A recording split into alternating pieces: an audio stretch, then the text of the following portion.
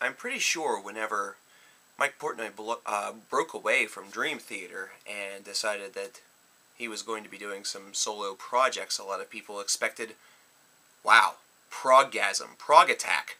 They were going to need their, prog-based inhalers. Prog-buterol, something like that. But what we got was actually kind of lackluster.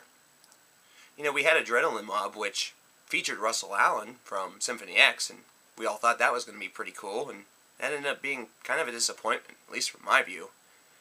And then, of course, he was in Avenged Sevenfold, which isn't really all of that prog at all. So, whenever Flying Colors happened, and whenever their first album was released, to have Mike Portnoy working with the Morse Brothers for, name two of the other members of the group, in a supergroup fashion, was definitely a breath of fresh air, but the album itself was definitely a bit of a blind date. It was something that definitely showcased what these guys were capable of doing. However, their second album, entitled, aptly enough, Second Nature, was really an album that gave the members a lot more chemistry, and a lot more chemistry really brewed during these sessions. It's almost as though the first record really gave them all of what they needed to kind of recognize and realize that which they had to work with, and Second Nature gave them the opportunity to really perfect it. And one of the perfecting elements of that is in the fact that it's progressive metal with progressive rock influences. It has that in it. It's what it's supposed to be. It's what you would expect. And what you really wouldn't expect is just how good Second Nature actually ended up being. You see, listening to the first album once again, I kind of had some expectations for Second Nature. I expected it to be a competent album, one that I would certainly enjoy perhaps a couple of playthroughs of, and then after that it would just kind of be one that I would turn to every so often, but nothing really memorable stuck out all of that much. With Second Nature, that's something that certainly has changed a lot. First off, whenever you take a look at a lot of these song lengths, you're looking at 6 and 7 minutes per song with a lot of these, and then you see two mammoths, two that eclipse 10 minutes, the bookends of the album. One that eclipses the 12-minute mark, which is Open Up Your Eyes, and then, of course, the finale, which is a suite that's in 3 parts. A lot of other things have certainly made this album manifest into more than what the first album ever could have dreamt of being. The hooks on this disc, on Second Nature, definitely have a huge feel to them. This is one that all of the elements that you would kind of expect from perhaps a radio rock band or even from some newer wave prog bands that are willing to kind of go with some traditional melodies during some of their simpler sections. That's even something where these guys decide to go the route of, traditionalized 70s and 80s progressive music. You have to kind of look at the influences and the bands, really, that these gentlemen were a part of. Bands such as Spock's Beard or Dream Theater.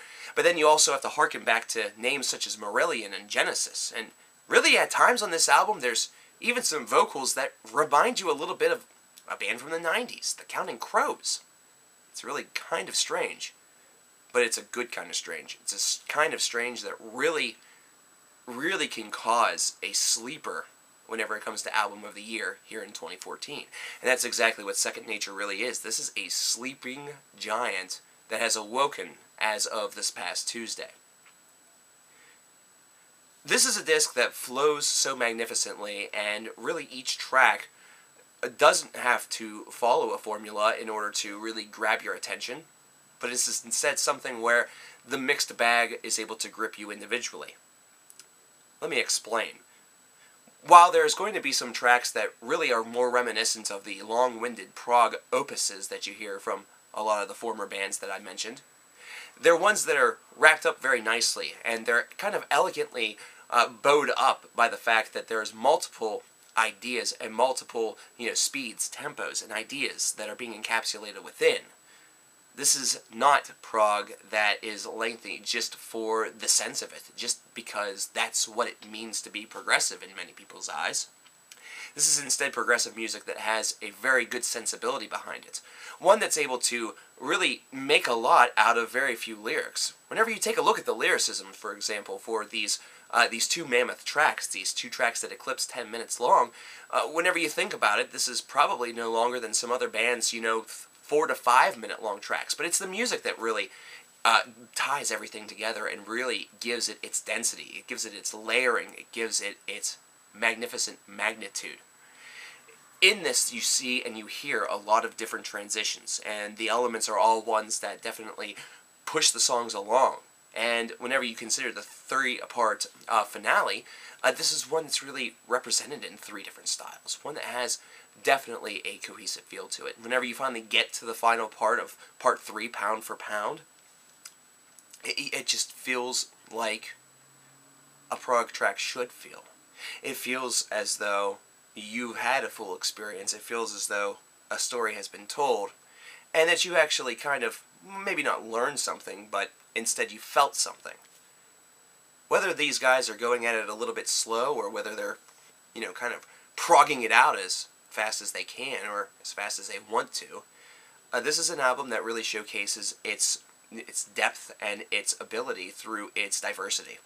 And it's a diversity that it really has come from a really heightened state of maturity. Something that's developed very, very quickly, but something that's not all of that surprising. In fact, this being called a sleeper may actually seem a bit insulting, considering we're talking about at least three individuals that are mammoths, stalwarts of the genre, recognizable names of progressive music. Whenever you consider the Morse Brothers and Mike Portnoy, you immediately know who you're talking about.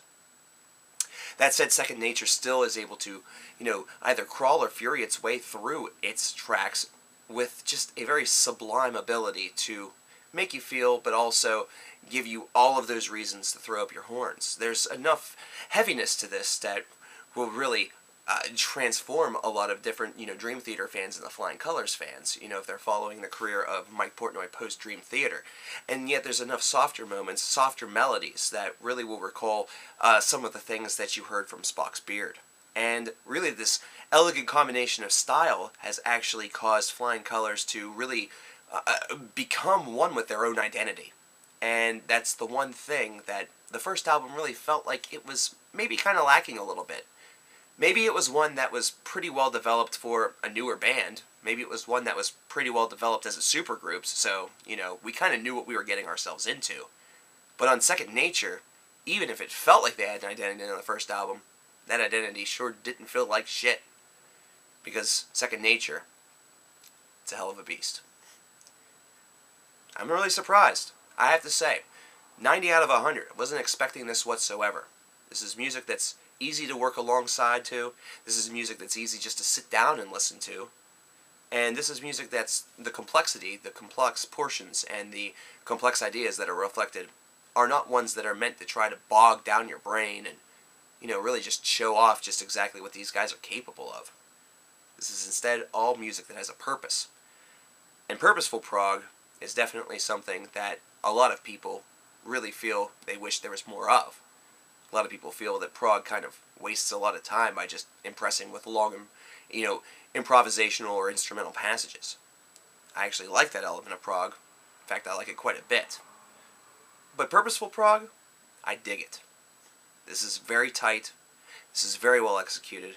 This is very, very well received. But what did you guys think about Second Nature?